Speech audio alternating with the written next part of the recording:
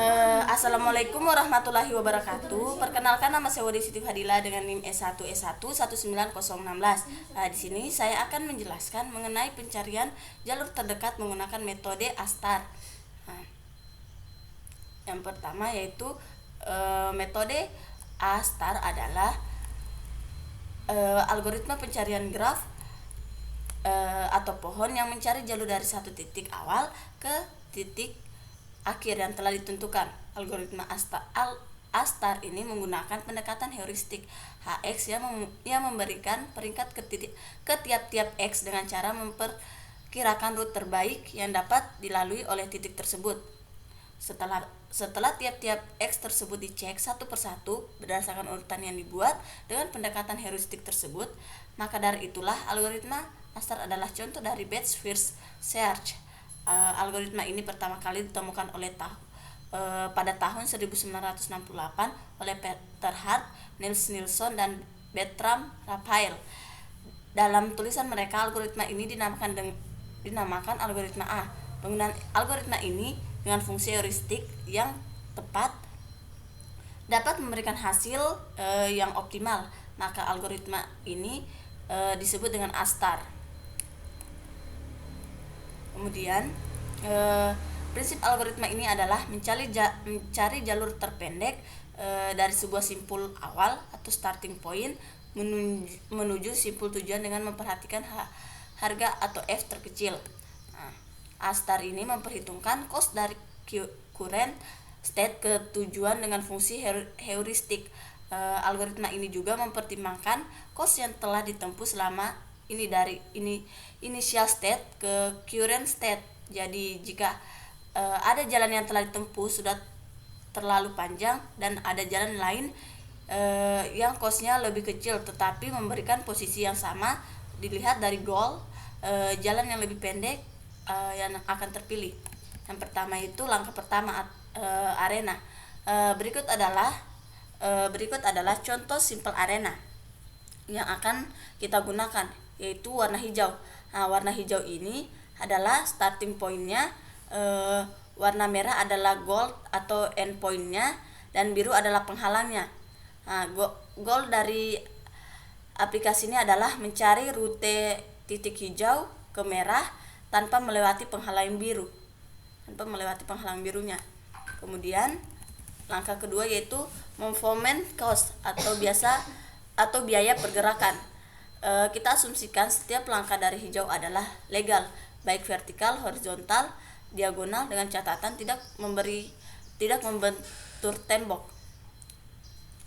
Setiap langkah yang diizinkan kita berikan nilai G.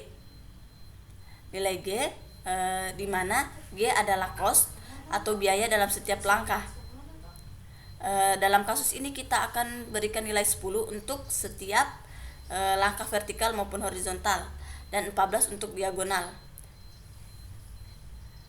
Kemudian nilai 14 kita dapatkan dari perhitungan Pythagoras, di mana 14,1421 sama dengan SQRT atau SQRT 10 tambah SQRT 10. Hasil data nilai G ini selanjutnya kita gambarkan sebagai berikut. Gambarnya bisa dilihat sebagai berikut. Kemudian selain dari perhitungan tersebut dapat mengalihkan dengan konstanta tertentu, memanipulasi biaya. Misal ketika melewati sungai maka G sama dengan G pangkat 2. Kemudian langkah 3, estimated movement atau estimasi gerakan. Langkah selanjutnya kita hitung biaya estimasi pergerakannya, dan kita simbolkan dengan huruf H. Nilai H ini secara singkat adalah nilai jarak atau estimasi biaya dari pergerakan dari satu titik terhadap titik finish.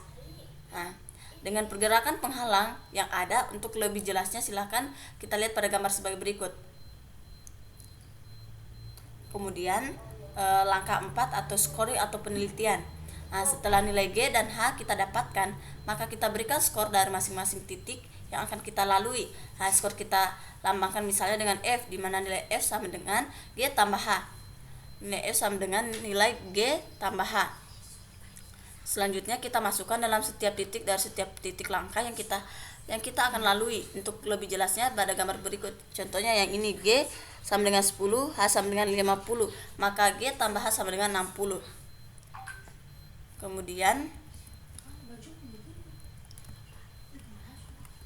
dari setiap nilai tersebut kita ambil keputusan dengan mengambil langkah nilai dari F terkecil.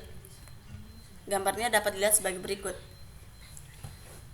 Kemudian yang kelima, looping atau perulangan. Nah, looping setelah pergerakan pertama selesai, selanjutnya lakukan perulangan dari langkah 1 sampai 4. Untuk lebih jelasnya, setiap pergerakan tersebut digambarkan sebagai berikut. Nah, gambar pertama sebagai berikut. Gambar kedua, gambar ketiga, dan ini gambar keempat. Kemudian ada contoh dari pencarian jalur terdekat menggunakan metode A. Di sini dapat kita lihat contohnya. Langsung saja kita buka MATLAB. Di sini ada contoh dari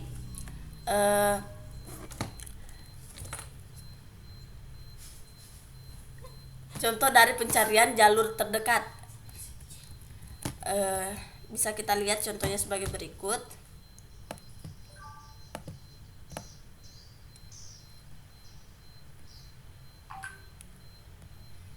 Kita jalankan.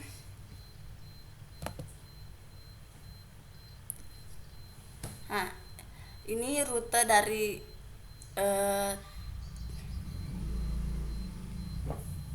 titik biru ke titik A nya. Bisa dilihat sebagai berikut.